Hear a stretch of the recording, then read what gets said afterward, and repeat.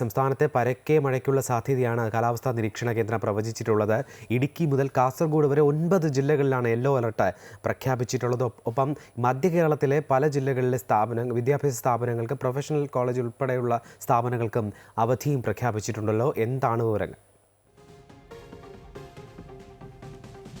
നന്ദു, മഴയുടെ ശക്തി കുറയുന്നു എന്ന് തന്നെ നമുക്ക് പറയാൻ കഴിയും. കാരണം ഇന്ന് രാവിലെ മുതൽ തന്നെ, അത് ഇന്നലെ വൈകുന്നേരം മുതൽ തന്നെ മഴയുടെ ശക്തിയിൽ ഒരു കുറവ് ഉണ്ടായിട്ടുണ്ട്. ഇപ്പോൾ ഉള്ള കാലാവസ്ഥാ നിരീക്ഷണ വകുപ്പിന്റെ പ്രത്യേക നിർദ്ദേശപ്രകാരം ഇപ്പോൾ നമുക്ക് മനസ്സിലാക്കാൻ കഴിയുന്നത് ഇനിയുള്ള 2 മണിക്കൂറോളം മഴയുടെ ശക്തി ഉണ്ടാകുമെങ്കിൽ തന്നെയും പിന്നീട് ആ മഴയുടെ ശക്തിയിൽ കുറവുണ്ടാകും എന്നാണ് ഇപ്പോൾ അറിയിച്ചിരിക്കുന്നത്. എന്ത് തന്നെയായാലും എല്ലാ ജാഗ്രതാ നിർദ്ദേശങ്ങളും ഇപ്പോഴും നിലനിൽക്കുന്നു എന്ന് തന്നെയാണ്. മണ്ണിടിച്ചിലും ഉരുൾപൊട്ടൽ സാധ്യതയും ഒക്കെ കണക്കിലെടുത്തുകൊണ്ടുള്ള ജാഗ്രതാ നിർദ്ദേശങ്ങൾ കഴിഞ്ഞ ദിവസം അറിയിച്ചിരുന്നത് പോലെ തന്നെ നിലനിൽക്കുന്നു. പല സ്ഥലങ്ങളിലും നമുക്കറിയാവുന്ന പോലെ തന്നെ ഇടുക്കി മുതൽ ഏകദേശം കാസർഗോഡ് വരെയുള്ള ജില്ലകളിൽ 9 ജില്ലകളിലാണ് ഇന്നും യെല്ലോ അലർട്ടാണ് ഉള്ളത്. യെല്ലോ അലർട്ട് മാത്രമാണ് പ്രഖ്യാപിച്ചിട്ടുമുള്ളത്. ആ ഒരു സാഹചര്യത്തിലാണ് മഴയുടെ ശക്തി കുറയുന്നു എന്ന കാലാവസ്ഥാ നിരീക്ഷണ കേന്ദ്രത്തിന്റെ പ്രഖ്യാപനം കൂടി വന്നിരിക്കുന്നത്. നിലവിൽ ഇനിയുള്ള 2 മണിക്കൂർ സമയത്തേക്ക് ഒരു പക്ഷേ ശക്തമായ മഴയ്ക്ക്, പരക്കെയുള്ള ശക്തമായ മഴയ്ക്ക് സാധ്യതയുണ്ട് എങ്കിൽ തന്നെയും പിന്നീട് മഴയുടെ ശക്തിയിൽ കുറവുണ്ടാകും എന്നാണ് കാലാവസ്ഥാ നിരീക്ഷണ കേന്ദ്രം അറിയിക്കുന്നത്.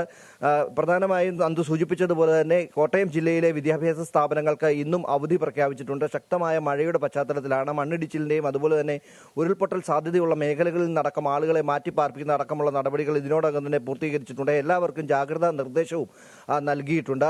ആ ഒരു സാഹചര്യത്തിലാണ് ഇപ്പോൾ കോട്ടയം ജില്ലയിലെ വിദ്യാഭ്യാസ സ്ഥാപനങ്ങൾക്ക് അവധി പ്രഖ്യാപിച്ചിരിക്കുന്നത്. ആലപ്പുഴ ജില്ലയിലേക്കും എത്തിക്കഴിഞ്ഞാൽ ആലപ്പുഴ ജില്ലയിലും എല്ലാ ജില്ലയിലും മഴ ശക്തമായി തന്നെ തുടരുന്ന ഒരു സാഹചര്യമാണുള്ളത്. ആലപ്പുഴ ജില്ലയിലെ കുട്ടനാട്, ചേർത്തല, ചെങ്ങന്നൂർ താലൂക്കുകളിലെ വിദ്യാഭ്യാസ സ്ഥാപനങ്ങൾക്കാണ് ഇപ്പോൾ അവധി പ്രഖ്യാപിച്ചിരിക്കുന്നത്. ആവശ്യമെങ്കിൽ എല്ലാ ജില്ലകളിലും ദുരിതാശ്വാസ ക്യാമ്പുകളടക്കം തുറക്കുന്നതിന് റവന്യൂ വകുപ്പ് ഇതിനോടകം തന്നെ ജില്ലാ ഭരണകൂടത്തിന് നിർദ്ദേശം നൽകിയിട്ടുണ്ട്. അതനുസരിച്ച് ജില്ലാ ഭരണകൂടത്തിന്റെ ജാഗ്രതാ നിർദ്ദേശമടക്കം നടക്കുന്നുമുണ്ട്. നിലവിൽ ഇപ്പോൾ തീരദേശ മേഖലയിൽ, എറണാകുളം ഉൾപ്പെടെയുള്ള തീരദേശ മേഖലയിൽ കടലാക്രമണ ഭീഷണി കഴിഞ്ഞ 2 ദിവസമായി ശക്തമായി തന്നെ നേരിട്ടിരുന്നു. ഇപ്പോൾ കഴിഞ്ഞ ദിവസം എടവനക്കാട് ഉൾപ്പെടെയുള്ള മേഖലകളിൽ കടലാക്രമണം മൂലം ജനങ്ങൾക്കുണ്ടായ ബുദ്ധിമുട്ട് കണക്കിലെടുത്ത് ജനകീയ സമിതിയുടെ നേതൃത്വത്തിൽ പ്രതിഷേധമടക്കം ശക്തമാവുകയും ചെയ്തു. റോഡ് ഉപരോധമടക്കമുള്ള നടപടികളിലേക്ക് അവർ കടക്കുകയും ചെയ്തിരുന്നു. ഇന്ന് അവിടെ ഹർത്താലിന്, എടവനക്കാട് പഞ്ചായത്തിൽ ഹർത്താലിന് ജനകീയ സമിതി ആഹ്വാനം ചെയ്തിട്ടുണ്ട്.